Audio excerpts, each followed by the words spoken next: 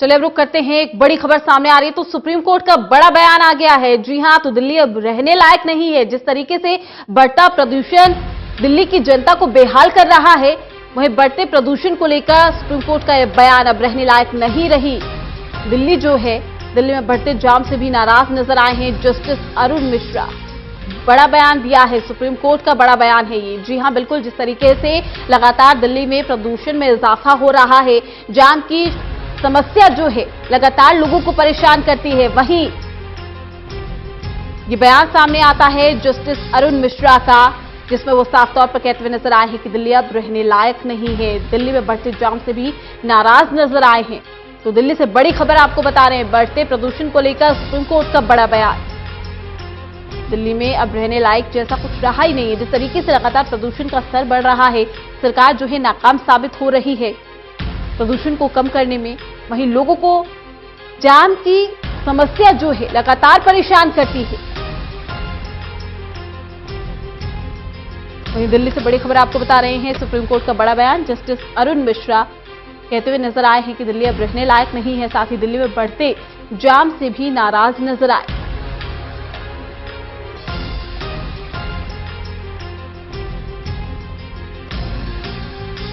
बड़ी खबर आपको बता रहे हैं,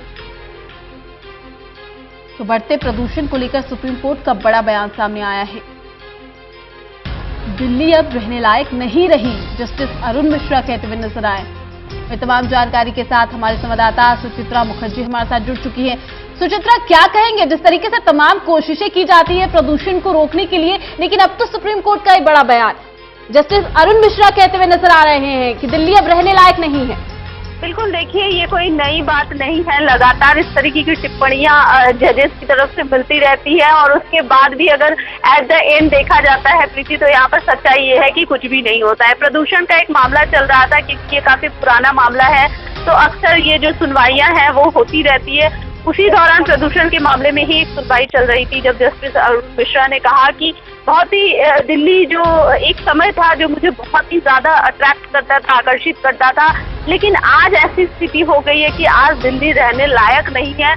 उन्होंने ये कहा कि ट्रैफिक जाम, क्योंकि आज एक्चुअली जैसे कि सभी को पता है कि 2 जजों का शपथ समारोह था और उनको भी आना था जल्द से जल्द, तो उन्हें ऐसा लगा था कि लास्ट मोमेंट में मैं पहुंच ही नहीं पाऊंगा। ट्रैफिक जाम इतना ज्यादा था, पोल्यूशन, एक तो पोल्यूशन ऊपर से ट्रैफिक जाम, तो दोनों चीजें इस तरीके से मिक्सअप हो गई है, ऐसे हालात बदतर हो गए। उसी को लेकर ये टिप्पणी की कि दिल्ली जो है अब रहने लायक ही नहीं रह गई। तो आप समझ सकते हो कि क्या कंडीशन है पोल्यूशन की। जो एक बड़े पद पे बैठे हुए जस्टिस हैं, वो भी ये मान रहे हैं कि दिल्ली रहने लायक नहीं है, और वो भी किस लिए? पोल्यूशन की वजह से और ट्रैफिक की वजह से। सुचित्रा, यानी कि साफ तौर पर कह सकते हैं कि प्रशासन जो है वो नाकामयाब साबित हो रहा है दिल्ली में। जिस तरीके से लाख दावे किए जाते हैं, लेकिन जमीनी हकीकत वही की वही है।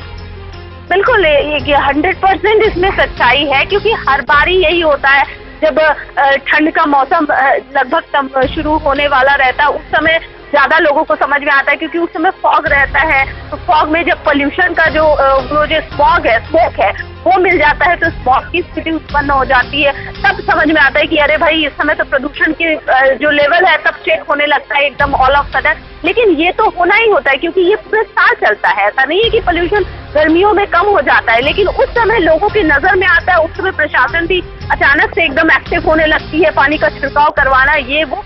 लेकिन ऑल ऑफ सडन चीजें ठीक नहीं होती। जब आपको पता है कि पहले से ही चीज खराब है, हमारे जो दिल्ली में पोल्यूशन की स्थिति बहुत बेहद ही खराब है, सांस लेना यहाँ पर दुभर है। ये कहा जाता है कि स्मोकिंग करने से जितना मतलब नुकसान नहीं पहुंचता है हमारे फेफड़े में, उससे ज्यादा यहाँ के मतलब हवा में अगर हम सांस लें तो हमारी जो हमारी कंडीशन है, जो फेफड़ों की हालत और बद से बदतर हो रही है। तो आप समझ सकते हो कि स्थितियां क्या है। लेकिन प्रशासन जो है वो पूरी तरीके से नाकाम है, और ये नाकामयाबी हमेशा एक जो बड़े जो लेवल पर ऊंचे पद पर बैठे हुए, उनकी जब टिप्पणियां आती है तो समझ में आता है कि वाकई में स्थिति क्या है। हम आम जनता तो परेशान होते ही होते हैं, लेकिन यहाँ पर जो एक ऊंचे पद पर भी आसीन है, वो भी इस पोल्यूशन की चपेट में रहते हैं और उन्हें भी परेशानी झेलनी पड़ती है।